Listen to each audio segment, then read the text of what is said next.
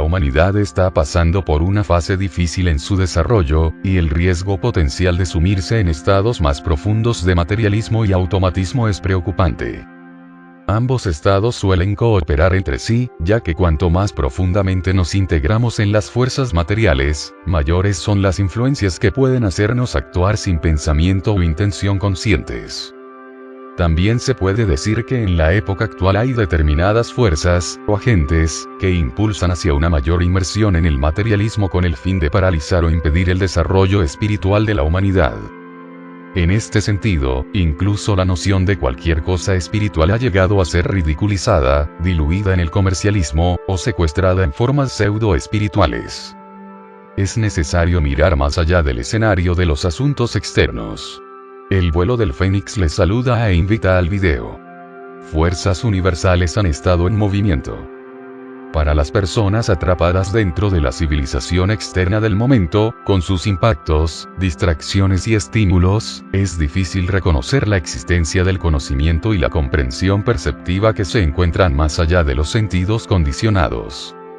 Sin embargo, también hay que decir que ahora es el momento de que la gente viva y se guíe, más que nunca, de acuerdo con los principios internos o esotéricos. Es esta conexión con la propia vida interior la que aporta una mayor conciencia acerca de los acontecimientos externos. Y sin esta conciencia, sin este grado de perspicacia perceptiva, permitimos que se produzcan mayores concentraciones de poder en manos de unos pocos, que ejercerán este control sobre las masas de forma negativa. Lo que es necesario es la conciencia y la intención que surgen a través de cada persona individual. Este estado de individualización, en oposición al comportamiento grupal/masivo, es el que marca la etapa correcta del desarrollo humano para estos tiempos. De acuerdo con la obra del pensador místico austriaco Rudolf Steiner, el estado de percepción y conciencia del ser humano puede considerarse relacionado con 3 estadios del alma: sensible, intelectual, mental y consciente. Dentro del estadio sensible del alma, el ser humano vive principalmente dentro del mundo de los sentidos. Se deja arrastrar por sus pasiones y deseos, y es fácilmente manejable o manipulable para que siga las tendencias, la política y los movimientos de masas. Estas personas constituyen la mayoría, son influenciadas por los medios de comunicación y son la masa general que se mueve con las maquinaciones de la multitud. La segunda etapa, la del alma mental intelectual, representa a las personas de intelecto que se esfuerzan por liberarse de los impulsos precipitados de los sentidos. Son conscientes de estas tendencias, pero se guían por el pensamiento racional. También intentan mantener bajo control sus sentimientos y expresar el deseo de su corazón mediante un compromiso crítico. Al mismo tiempo, este ordenamiento racional suele aliarse con el conservadurismo, el dogma, las ideologías y el sentido de la rectitud. Así como pueden manipular a los demás, también pueden ser manipulados por su propia lealtad a sistemas fijos. Pueden estar cegados por los ideales y ser poco críticos con sus propias debilidades. Estas personas pueden parecer muy inteligentes y, al mismo tiempo, carecer de humanidad. En términos generales, este tipo de personas llenan las filas de las organizaciones políticas y de liderazgo. Y la tercera etapa, la del alma consciente, aún no ha surgido plenamente en la época actual. Esta etapa es la que se ocupa de la formación del individuo consciente que no es fácilmente influenciable o persuasible por las masas emocionales psicológicas, ni por las estrategias empleadas para dichas creencias.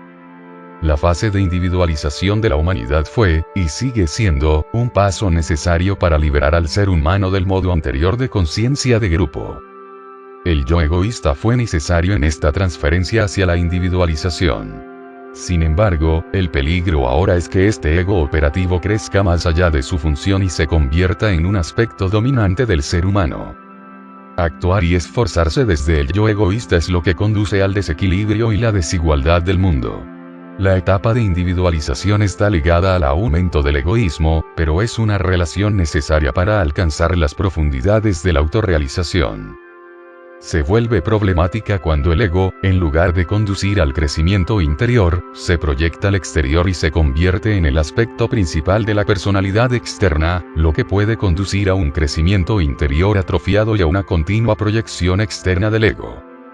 El extremo de ello es que una persona vuelva a sumirse en la conciencia de grupo y busque la seguridad dentro de un entorno grupal. Esto puede conducir a tendencias sectarias, y a agrupaciones ideológicas y religiosas. Parte de la tensión de la polaridad en los asuntos mundiales ha sido la atracción entre los egoístas dominantes y las masas con mentalidad de grupo.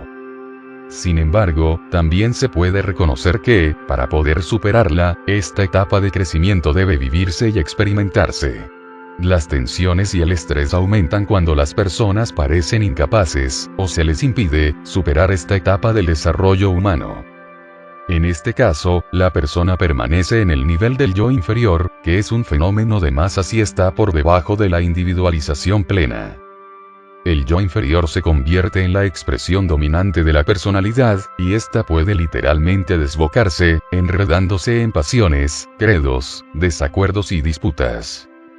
El peor de los escenarios es cuando las sociedades establecen estructuras, sistemas y formas de gestión que satisfacen esta etapa inferior del desarrollo humano. Las personas quedan atrapadas en un bucle en el que se mantienen y apoyan los comportamientos básicos de esta individualización inferior, creando deliberadamente una civilización de estancamiento y crecimiento atrofiado. La tarea aquí es que cada uno asuma la dirección de su vida. El ser humano debe establecer una intención de desarrollar su individualización alineada, pues parece que hay fuerzas que se oponen a esta evolución humana. Es esencial que se permita el surgimiento de un estado perceptivo de conciencia, entre aquellas personas receptivas y preparadas para ello. Esto requiere también que la persona tenga libertad interior y capacidad de percibir y actuar más allá de los límites del condicionamiento social. Se trata de una forma de pensamiento perceptivo en contraposición al pensamiento programado. De hecho, la vida proporciona la fricción para el proceso de transformación que tiene lugar en el interior del ser, y que luego puede proyectarse hacia el exterior en la vida. No basta con adoptar un comportamiento correcto si la vida interior está atrofiada. Porque todo ser humano lleva dentro de sí un hombre superior, además de lo que podríamos llamar el hombre cotidiano. Este hombre superior permanece oculto hasta que se despierta. Y cada ser humano puede por sí mismo despertar este ser superior dentro de sí. Mientras este ser superior no sea despertado, las facultades superiores que duermen en cada ser humano, y que conducen al conocimiento suprasensible, permanecerán ocultas. Algunos también consideraban las fuerzas entrópicas, lo que algunos llamarían fuerzas malignas o desevolutivas, como una parte necesaria del desarrollo humano. Estas fuerzas crean la fricción que alimenta el desarrollo potencial, así como la fricción entre la carretera y el neumático ayuda a generar el movimiento del coche. Hasta cierto punto, estas fuerzas son inevitables en la existencia física. Todo desarrollo es una cuestión de etapas, y cada etapa debe alcanzarse antes de intentar pasar a otra. Cada persona debe decidir por sí misma cómo desea vivir la vida. Puede decirse que una persona que ignora esta decisión, o que se niega a tomarla, es más probable que caiga bajo el dominio de las fuerzas entrópicas, ya que son estas las que atraen a las almas inconscientes o perezosas. Este reconocimiento debería animarnos a tomar decisiones perceptivas en la vida. En todas las esferas de la vida humana, ya sean sociales, culturales o políticas, hay fuerzas en funcionamiento que representan esferas de actividad de mayor magnitud de lo que la mayoría de la gente es capaz de percibir. Hay fuerzas universales que han estado en movimiento, desde hace mucho tiempo. En cuanto a los seres humanos, todo movimiento, todo desplazamiento, requiere un esfuerzo. El impulso interior para trabajar por el bien mayor de la humanidad, el bien macrocósmico, surge de la comprensión genuina y no de las emociones generales o la psicología de masas. También es responsabilidad de estos individuos conscientes obtener una comprensión, un nivel de perspectiva, para percibir los acontecimientos de nuestro tiempo.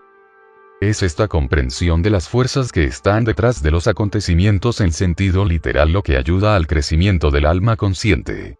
Así como podemos reconocer que hay fuerzas ocultas que entran en juego en el reino físico, esto también sugiere que hay fuerzas que operan más allá del dominio físico. No reconocer esto es lo mismo que ver las ramas de un árbol balanceándose con el viento y considerar que se mueven por sí mismas y por su propia voluntad. Cuando una persona actúa a partir de una comprensión limitada, existe la posibilidad de que no sirva al bien sino, en última instancia, a lo contrario. En cuanto a las fuerzas, no se pueden desterrar porque forman parte de la existencia. Más bien hay que transmutarlas para poder superarlas. Y esta es la tarea de nuestro tiempo, la tarea para el alma espiritual de hoy. Es responsabilidad de quienes tienen conciencia y conocimiento interior, mantener dentro de la humanidad el impulso de evolución interna. La tarea actual de las personas responsablemente conscientes es buscar ese conocimiento que comprende no solo las fuerzas del mundo, sino las causas primarias de los acontecimientos en este reino fenoménico, físico. Al hacerlo, la persona es capaz de elevarse más allá de las inclinaciones mezquinas y del comportamiento egoísta. Esto no es una negación de la realidad física, sino un reconocimiento reforzado del reino primario del espíritu. Para concluir, puede decirse que hay fuerzas que se manifiestan en este dominio, de las cuales la humanidad tiene un conocimiento o experiencia limitados. Esto no es algo que deba temerse, ya que estas fuerzas forman parte de la propia humanidad. Nosotros tú y yo somos parte de la misma conciencia, solo que la existencia material, la vida física, ha escindido, dividido y fragmentado estos aspectos. La mayoría de la humanidad, en los últimos tiempos, ha estado viviendo una especie de existencia parcial, una semi-existencia, ya que ha sido apartada del reconocimiento de su fuente y del campo mayor de la conciencia. El planeta Tierra, así como otros planetas del sistema solar, están entrando en una nueva alineación en la que será más fácil establecer estas correspondencias. Que esta era se avecinaba lo sabían desde hace tiempo otras agrupaciones que tienen poder e influencia dentro de la civilización humana. Por esta razón, dichas entidades se han unido para crear en todo el planeta condiciones que tratan de detener el surgimiento de una mayor conciencia perceptiva. Los intentos que se están llevando a cabo en todo el mundo tienen como objetivo neutralizar ciertos aspectos del ser humano para que sea menos receptivo a las verdades espirituales. Sin embargo, este enfoque solo tiene un alcance limitado. Las facultades de la humanidad solo pueden ser cegadas durante un tiempo. Las fuerzas evolutivas y de desarrollo son mucho más poderosas de lo que suponen estos grupos de poder planetarios. Al mismo tiempo, debemos reconocer que los acontecimientos de la historia del mundo son síntomas de lo que ocurre en el nivel metafísico de la realidad, donde los aspectos primarios, no materiales, tienen su existencia. Estos fenómenos esenciales, primarios, tienen sus impulsos que nacen en el mundo físico de los fenómenos secundarios. Para la mayoría de la humanidad, estos aspectos primarios son incognoscibles. Para aquellas personas capaces de desarrollar su comprensión y receptividad a tales impulsos, es el momento de iniciar el viaje para conocer lo incognoscible. Somos el vuelo del Fénix, dando un vuelo hacia el infinito. Hasta siempre. Comparte el mensaje y suscríbete.